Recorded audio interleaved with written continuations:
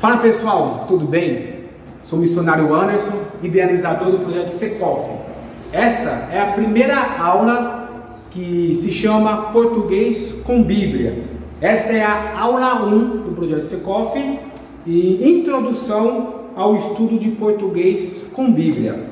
Nesta aula nós trataremos duas questões: o que é comunicação.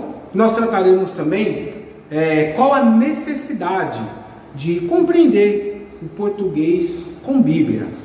Porque quando a gente for aprender algo, isso serve para qualquer estudo que você fizer. Antes de você entrar no estudo em si, se estiver aprendendo, antes de aprender o conteúdo, melhor para a sua compreensão vai ser você compreender qual a necessidade, o porquê que você está aprendendo isso, qual a diferença que isso vai fazer na sua vida. Por quê? Pensa comigo, o nosso cérebro durante o dia, ele vê quantas coisas durante o dia, durante a noite, quantas coisas o seu cérebro vê e quantas coisas o seu cérebro ouve. E tudo que você vê durante o dia, você ouve, você grava? Você não grava. E o que você tem que fazer com isso? Você precisa mandar informações para o seu cérebro, que aquilo que você está aprendendo é algo que precisa ser gravado.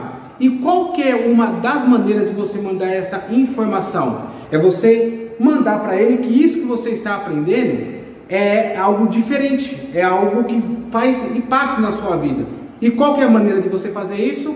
Antes de aprender o conteúdo, é aprendendo a necessidade, a filosofia. Porque na hora que você estiver estudando, você vai estar mais concentrado, você vai estar mais fixo. Isso vai gravar na sua mente. Então, essa vai ser a primeira aula. Português com Bíblia, introdução ao estudo de português com Bíblia. Trataremos dois assuntos: qual a necessidade de saber o português e o que é comunicação. A primeira coisa que nós precisamos compreender é que a Bíblia é um livro tanto divino quanto humano. O que eu estou querendo dizer com isso? Ao mesmo tempo que a Bíblia, todos nós entendemos que a Bíblia toda ela é inspirada por Deus. Só que ela foi escrita, ela tem duas naturezas. Ela foi escrita de duas maneiras: sobrenatural quanto a parte natural. Deus age através das duas maneiras. Deus age através de maneira natural e de maneira sobrenatural. E ao escrever a Bíblia, os homens que escreveram a Bíblia, eles estavam vivendo num determinado tempo histórico e escrevendo para uma determinada sociedade, para uma determinada cultura. E eles quis Deus, a vontade de Deus. Se Deus quisesse, ele mandava a Bíblia fechada do céu, ele mesmo escrito, e colocasse para nós, sem problema nenhum. Deus é poderoso, faz o que quer. Mas quis Deus que a Bíblia fosse escrito por pessoas humanas. Logo, quando a gente for ler a Bíblia e interpretar o texto bíblico, nós precisamos levar em consideração isso, tanto a parte divina, a natureza divina, quanto a parte humana, que é os homens que escreveram. Qual o contexto, qual a época e qual a grafia, o jeito de escrever, que é essa parte que nós vamos levar. Acompanhe comigo, preste atenção. Quando João foi escrever o livro de Apocalipse, como que ele escreveu o Apocalipse? Ele teve revelação de Deus. Olha o que ele diz aqui, Apocalipse 1, 17 e 19. Eu, quando ouvi Jesus, dizendo que João, falando, quando vi Jesus, caí a seus pés como morto, e ele pôs sobre mim sua destra, dizendo-me: não temas, eu sou o primeiro e o último, eu que vivo e fui morto, mas eis que estou vivo para sempre. Amém. E tenho as chaves da morte. Aí olha o que ele vai dizer aqui para João: escreva as coisas que tem visto, e as que são, e as que depois desse hão de acontecer. O que Jesus Cristo disse para João aqui, eu vou te falar as coisas aqui agora, eu vou mostrar para você, escreve. O que isso quer dizer? Foi revelação pura. João estava na ilha de Patmos, teve encontro com Jesus, Jesus mostrou para ele as coisas que hão de acontecer, falou, vai escrevendo aí, filho. Como que foi a escrita de Apocalipse? Revelação pura. Agora, outro livro da Bíblia, que também é inspirado da mesma maneira, Lucas. Olha o que Lucas vai dizer para nós aqui, ó. Quando ele começa o seu relato, olha o relato que ele diz. Ele conta para a gente qual foi a maneira que ele escreveu a Bíblia. Muitos já se dedicaram a elaborar um relato dos fatos que se cumpriram entre nós, conforme nos foram transmitidos por aquele que desde o início foram testemunha ocular e servos da palavra. Eu mesmo investiguei tudo cuidadosamente, desde o começo, e decidi escrever-te um relato ordenado, ó excelentíssimo Teófilo, para que tenhas a certeza das coisas que te foram ensinadas. Ou seja, Lucas, ele começa o livro dele, tanto Atos como o livro de Lucas, assim: olha, eu estou escrevendo essas coisas, eu mesmo me dediquei, eu investiguei cuidadosamente. O que Lucas foi fazer? Ele foi pesquisar, fez um trabalho de antropólogo, ele foi ler os livros da época, ele foi ter com Maria. Tem algumas informações no livro de Lucas e de Atos, que é só dar a entender que ele teve contato com Maria. Ele fez uma pesquisa de toda a situação e escreveu. Ele estudou, gente. Ele foi fazer estudo. Ele foi levar toda essa parte humana e depois escreveu. Pergunta: o livro de Lucas é considerado menos espiritual do que o livro de Apocalipse? A gente tem isso, só que cada um foi escrito de uma maneira. O livro de Apocalipse foi escrito revelação pura, e o livro de Lucas foi escrito ele investigando. Mas ambos são inspirados por Deus. Por quê? Porque Deus usa tanto o homem de maneira revelatória, na parte espiritual, quanto na parte humana. Com isso, irmãos, ao nosso texto, ao nosso estudo, vai levar em consideração o quê? A parte humana. O que eu preciso levar em consideração da parte espiritual quando for ler a Bíblia? Eu preciso orar, se eu puder jejuar, eu oro a Deus, eu convido o Espírito Santo, Deus vai me dar a revelação da palavra. Não necessariamente eu preciso saber. Quantos de nós, eu e você, às vezes a gente não sabe nenhuma parte da linguagem, não sabe o grego, e Deus nos revela, não tem problema nenhum com isso. Mas nós precisamos levar em consideração também a parte humana. O que é a parte humana? Ler um livro que te dá o contexto histórico, ler um dicionário e aprender o português, porque a nossa Bíblia está em português. Então aprender o português vai fazer você levar em consideração a parte humana. E olha, não precisa ter dicotomia, diferença. O fato de você buscar a parte espiritual não faz com que você não busque a parte humana, sobre a parte humana. O fato de você buscar a parte humana não quer dizer que você não está levando em consideração. Ao interpretar a Bíblia, precisamos levar em consideração os dois pontos, as duas naturezas, a parte sobrenatural e a parte natural. Deus fala das duas maneiras. Primeiro ponto, a primeira questão: qual a necessidade, de saber o português para entender melhor a Bíblia? Primeiro, a Bíblia não é um conjunto de proposições. O que eu quero dizer com isso? A Bíblia não é um livro que está necessário, não é uma caixinha de surpresas que eu olho, eu abro ela aqui, a primeira coisa que eu leio fora do contexto já é o que eu tenho que fazer. Ela não está escrita assim. Se Deus quisesse, Ele é poderoso, Ele deixava com que eu batesse o olho e recebesse uma ordem direta. Ó, isso faz isso e isso. Não necessariamente, nem sempre. Quer ver? Por exemplo, porque há um só Deus, um só mediador entre Deus e o homem, Jesus Cristo. Quando eu bato o olho nesse texto, dá para entender? Dá para entender. Não precisa saber questão de linguagem, contexto histórico? Não, porque é um só Deus, um só mediador. Tá claro? Tá claro. Outro texto muito conhecido: porque Deus amou o mundo de tal maneira que deu seu Filho unigênito, para que todo aquele nele crê não pereça, mas tenha a vida eterna. Precisa saber aspectos linguísticos, original, contexto. Bateu o olho aqui, Você já entendeu, não entendeu? Já é mais tranquilo. Agora, olha o que vai dizer lá, 1 Coríntios 11, do 5 e o 6. Olha o que Paulo diz. Toda mulher que ora ou profetiza com a cabeça descoberta, desonra sua cabeça, pois é como se tivesse raspada. Se a mulher não cobre a cabeça, deve também cortar o cabelo. Se, porém, é vergonhoso para a mulher ter o cabelo cortado ou rapado, ela deve cobrir a cabeça.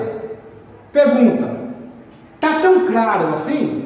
90%, 95% das igrejas aqui no Brasil não tem esse hábito da mulher cobrir a cabeça para entrar numa igreja ou para subir no púlpito, que seja.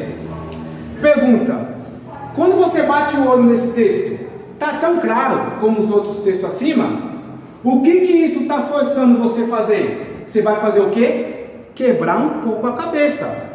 Você vai falar assim, você pode até concordar com isso ou não concordar, que seja, mas isso está forçando você, opa, deixa eu entender melhor o que esse texto está querendo dizer. Está tão claro assim? Quando a gente bate o olho não está tão claro, mas quando você compreende o contexto, a linguagem, o que isso quer dizer para o contexto da época, o que cada palavra significa, aí você já vai ver que precisa forçar a sua mente. A Bíblia é recheada de palavras que te dão compreensão, mas tem passagem que vão fazer você quebrar a cabeça. E adivinha onde que é que a maioria das pessoas se confunde? É aqui.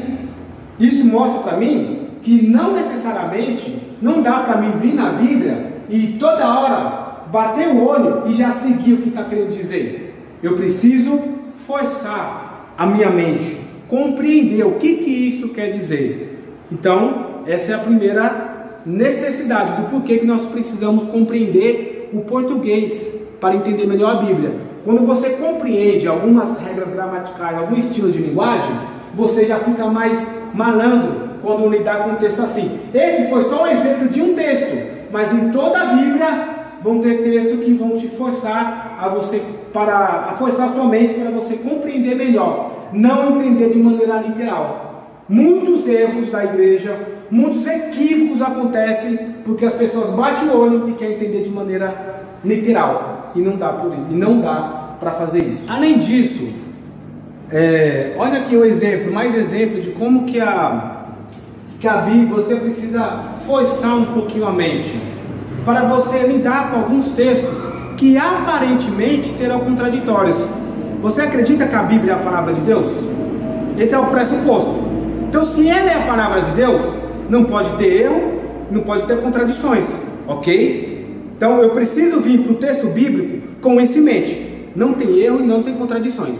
O máximo que pode acontecer é eu não compreender o texto bíblico. Mas, quando você está mais, como que diz assim, mais malandro, mais malandro no sentido assim, você já entende um pouco a linguagem, quando você lidar com algumas contradições que o texto possa ser que aparece, você vai saber trabalhar melhor essa ideia, tanto para responder uma dúvida de alguém, ou até para a sua própria fé. Por exemplo, Mateus 7,1 diz assim, não julguei para que vocês não sejam julgados. Porém, 1 Tessalonicenses vai dizer, não desprezei as profecias, julgai todas as coisas. Ora, um está dizendo, não julgueis para não ser julgados. O outro está dizendo, julgai todas as coisas. Não aparenta uma meia contradição aí? Outro exemplo, olha o que Efésios vai dizer, porque pela graça sois salvos, no meio da fé. Isso não vem de vós, é dom de Deus. Tiago 2,26 diz assim, porque assim como o corpo sem o espírito está morto, assim também a fé sem obras é morta. Um está dizendo que a fé sem obras é morta, ou seja, você precisa fazer obras para mostrar a sua fé. Só que o outro já está dizendo que a sua fé não vem por meio de obras. Não parece meio contraditório quando a gente bate aqui no primeiro momento? Gênesis 6,6. Então arrependeu-se o Senhor de haver feito sobre a terra e pesou-lhe o seu coração. Deus se arrependeu. Não tem uma passagem que diz que Deus não se arrepende? Deus é poderoso, não há uma contradição aí? O que eu estou mostrando? Eu não quero necessariamente tratar esses assuntos, mas qual que é a ideia? É mostrar que a Bíblia exige que você tenha um certo conhecimento contextual, o conhecimento da época e o conhecimento da linguagem. Vai te ajudar quando você lidar com textos desta natureza, trabalhar isso daí.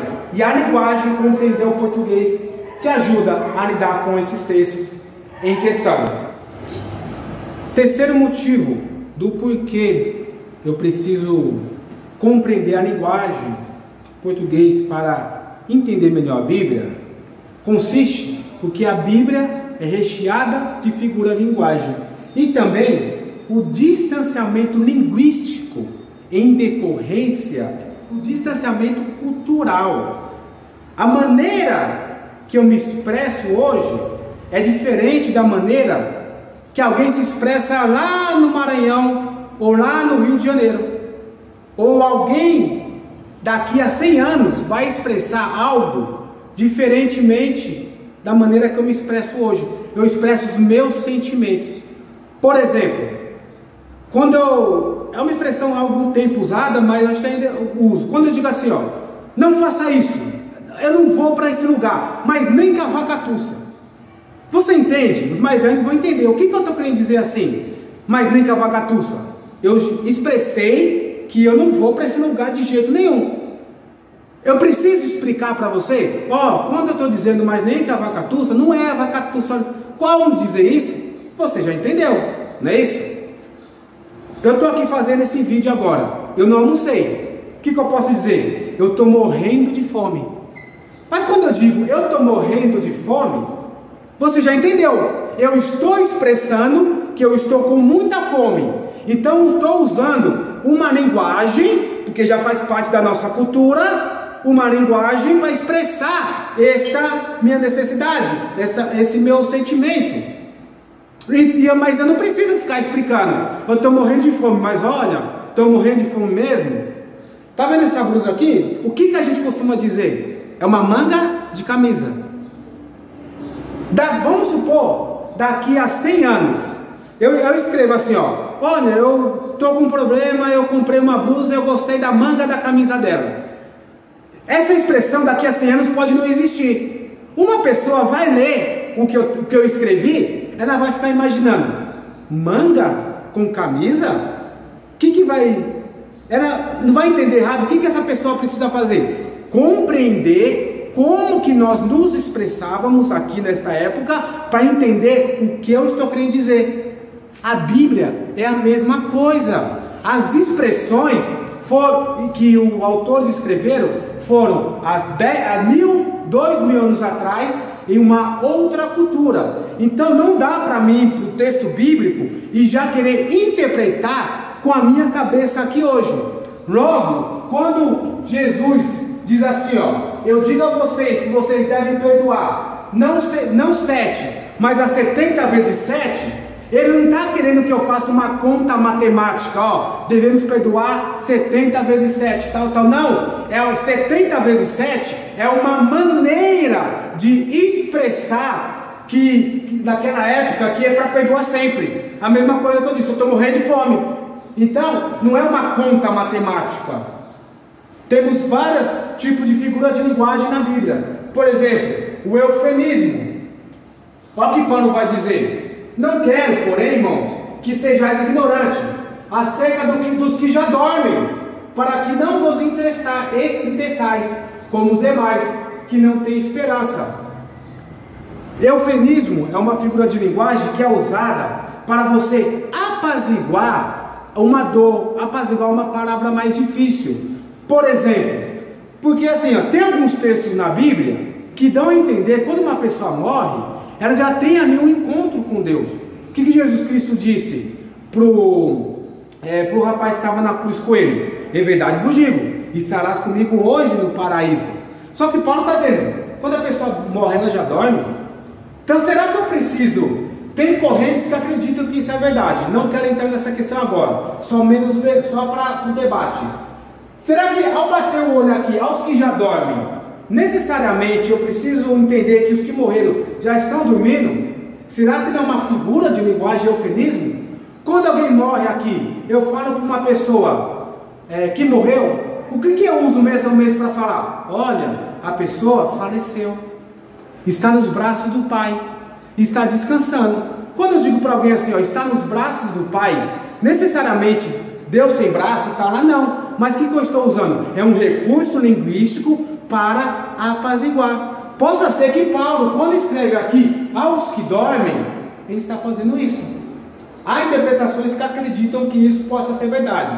Não é o que a gente está debatendo isso, mas o que eu quero trazer à sua mente é você saber ter o feeling para bater o olho e fazer isso. Quando você entender o que é figura de linguagem, você vai bater o olho no texto, já vai, isso daqui pode ser uma figura de linguagem. Não vou entender literalmente.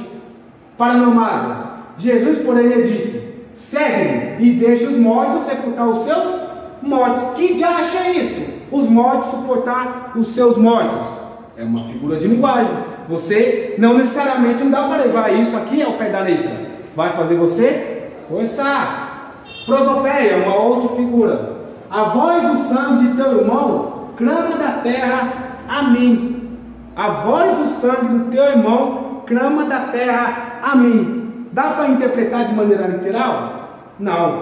Quando você bate o olho em textos assim, o que você precisa fazer? Forçar, entender, bater o olho e vai entender que é uma figura de linguagem, uma figura de gênero ou algo do tipo. Então, o curso de português com Bíblia vai fazer você bater o olho para esses textos e já ter este feeling. Opa, calma aí. Salmos, provérbios e os profetas maiores são recheados de figuras de linguagem. Talvez você que está aqui, você acha, eu tenho dificuldade de entender lá Isaías, os profetas maiores, Joel, porque está recheado de figura de linguagem. Conforme você vai aprender um pouquinho, vai te dar uma capacidade de enxergar isso daí. Uma outra questão importante que nós precisamos levar em consideração, que vai te ajudar a interpretar melhor a Bíblia. Por exemplo, uma palavra muda de acordo com o contexto. O significado etimológico de uma palavra muda de acordo com o contexto. Por exemplo, se eu perguntar para você na Bíblia, o que significa a palavra leão? Resposta: depende. Então, onde ele está inserido. Leão, lá em Apocalipse diz, tem uma passagem que diz que Jesus é o leão da tribo de Judá. Nesse contexto, leão está se referindo a Jesus.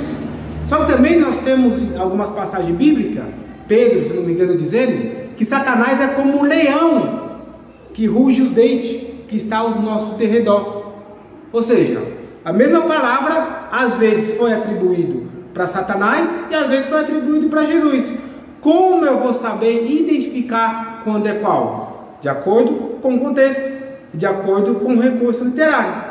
A palavra fogo, o que significa? Ela tem dois significados. O que o fogo faz? Ele tanto queima ou purifica.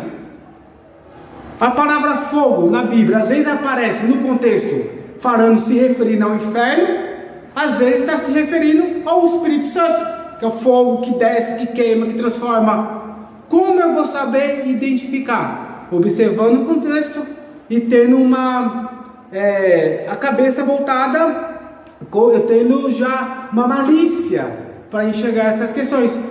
Na Bíblia, se eu perguntar para você a palavra serpente, o que significa? Depende. Às vezes ela Jesus, em Gênesis, serpente está se referindo a Satanás, né? Ao próprio Satanás. Só que Jesus Cristo disse para os seus discípulos que deveriam ser prudentes como uma serpente. Jesus está falando que devemos ser igual a Satanás, ou está errado uma parte? Não. Dependendo de cada lugar onde está escrito, uma palavra ela vai ter um sentido. Ela vai estar de acordo com o recurso literário que o autor está escrevendo. Aí a pergunta que fica para mim, para você, que serve para a gente meditar é: Anderson, tá bom, tem recurso literário, só que algumas vezes é literal, outras vezes é figura de linguagem. Às vezes eu tenho que entender o contexto, às vezes não. Como eu vou saber quando é figura de linguagem e quando não é?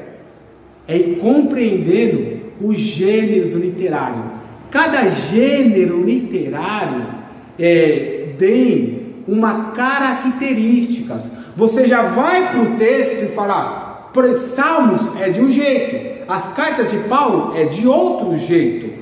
Então você vai para o texto bíblico já com isso em mente. Opa, eu vou para esse texto, eu sei que aqui já tem recursos literários, bastante figura de linguagem. Você já fica com isso em mente. Você vai ver um texto narrativo já não tem figuras de linguagem, está contando relatos que aconteceu. Então você vai para um texto, opa, aqui já não tem tantas figuras, porque às vezes você não entender o que é figura de linguagem. Só que às vezes as pessoas botam onde que é figura de linguagem, onde não é figura de linguagem, é literal. Então como saber se é figura de linguagem ou não? Isso não pode ser o seu critério, porque assim a Bíblia vai ficar diversificada, cada um tem a sua verdade, concorda comigo? Se cada um falar assim, não, isso para mim é figura de linguagem, aí o outro diz, não, isso não é figura de linguagem, então vai ficar bagunçado, não tem verdade. O que você precisa entender, o que o autor está querendo dizer. Isso é figura de linguagem para o autor. Cada gênero da Bíblia, profecia, quando eu digo gênero, eu estou falando estilo de escrever, tem uma características. E é isso que nós vamos aprender nessa primeira parte. Quais são as características de cada gênero? Para que quando você for para o texto, você falar, opa, já vou ficar atento nesse aspecto, vai ter bastante figura de linguagem. Opa, aqui já não. Opa, nas falas de Jesus, as parábolas de Jesus, tem bastante figura de linguagem, bastante palavra. Então, esta é a proposta, é a gente caminhar, aprender quais são as figuras de linguagem. Quando a gente vai para o português, por isso é português com Bíblia, tem vários tipos, recurso literário, só que nós vamos aprender quais desses estão na Bíblia, que é o que nos importa neste momento.